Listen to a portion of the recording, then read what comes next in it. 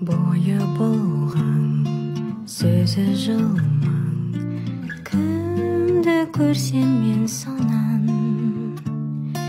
бетті бастым, қатты састым, тұра қаштым жалма-жан.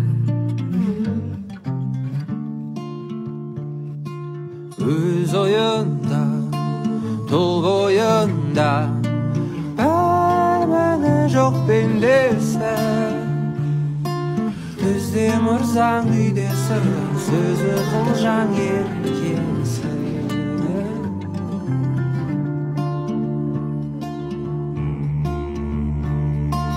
Тас құрансың, мал сұрансың, берме еңбекке кірсең, адам аулап сыпырасың, байды жаулап жер.